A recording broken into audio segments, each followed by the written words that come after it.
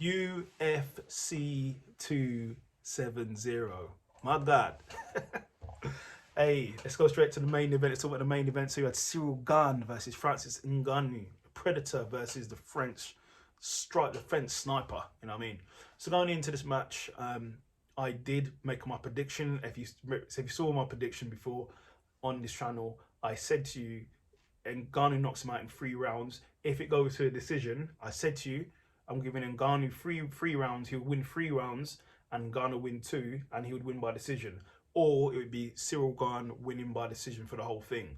So if you listen to two out of three of my bets was correct. So I said to you, put on for Ngannou, and I was correct basically. It went different to how I thought it would be. I thought it'd be a striking battle. I knew in the striking, technical striking, Ciryl is a better striker. He is. He's better movement, lateral movement, light on his feet, better striker. But, excuse me. I just finished watching it. Bear with me. All the burps coming out. I was sweating. It was a bit of nerves. So it was a very nervous fight. So with it, and Ngannou made a good thing. He really put the pressure on. He walked him down and kept the distance close. Instead of a lot of people fight Gane and let him just do what he wants. He's at a distance, but Ngannou closed the distance on him really well. The striking, I'd give the striking to Ciryl. Ciryl was a better striker. He did land sort of the better strikes. He even landed a roundhouse kick on him. So I was like, oh my lord! And it didn't really phase Ngannou. It just sort of bounced off his head, and that was it. It's carried on going. I don't think, looking at the fight, I don't think either of them hurt each other. I didn't see anything that landed on Ngannou that hurt him, and I didn't think Ciryl was hurt either. I didn't see anything that hurt. The difference with the fight was the wrestling. Now, there was hit. I thought that's what would happen. I knew Ngannou's been working on all his sort of wrestling, all his skills. He's a mixed martial artist. He's been working on all his skills. I know he's been working on wrestling. He trains at Extreme Couture, and Randy Couture was a wrestler, so he's going to be training and wrestling. So that's what he did. He showed he's a champion. He showed he's well rounded. He took out his wrestling bag and took out his wrestling boots. He even went in there with knee pads. So I said to myself, looks like he's going to wrestle. When they did the face off, Ciryl was like, and Ghana goes out there, goes, yeah, get his name pronounced, and he's like, yeah, I'm here. Ciryl was like, yeah, brother, I see you. And then when they come in face to face, Ciryl was looking down at his knee pad. So he's like, oh, okay, he's either got injuries on his knee or he's here to wrestle. So that's probably what he's thinking. But in the match, Ngannou landed a massive slam. I think it was in the second or third round. Ciryl went for a high kick. He caught it, grabbed it, high crotch, and then turned it into a massive slam. Damn, it was bad. Then in later 2 rounds, Ngannou scored another more takedowns, 2 takedowns in the fourth round. Then in the fifth round, Ciryl took him down, waiting for a leg lock, but he couldn't finish it. Ngannou reversed that and got top position and basically just held him down for the rest of the fight. Going into the decision, I gave 3 rounds to Ngannou, 2 to Gane, and that's what it was. That was the decision. It read 3 rounds to Ngannou and 2 rounds to Ciryl. It seemed like the announcers, obviously they're awesome.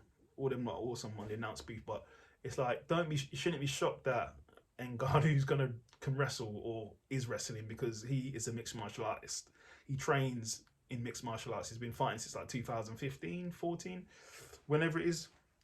So he's gonna have wrestling in his bag, and he's been training on wrestling recently. So he looked good. He did look a bit tired, but I think obviously there's a lot going on in this fight. He had a lot riding on this fight. He had the Tyson Fury, the contract dispute.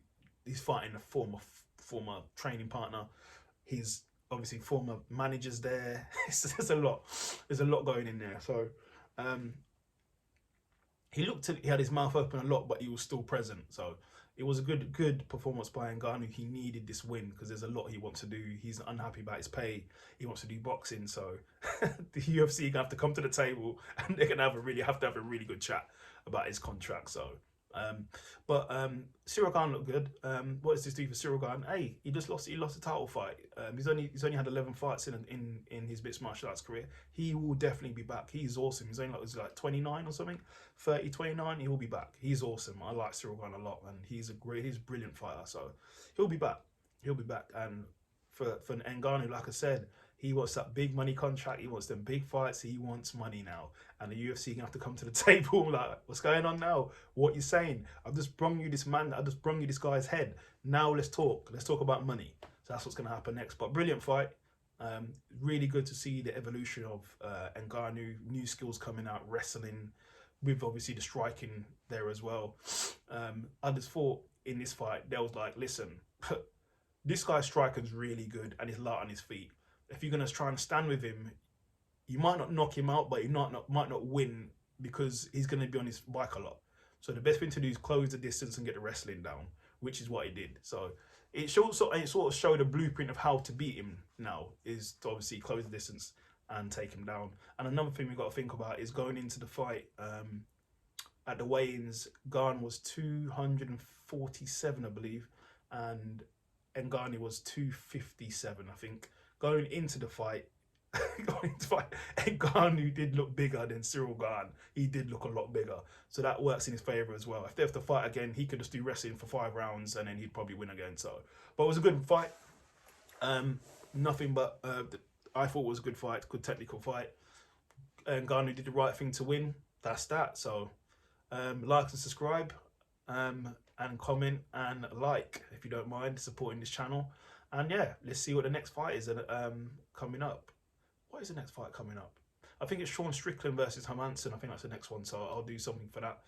Probably a prediction and a post-fight. So take care.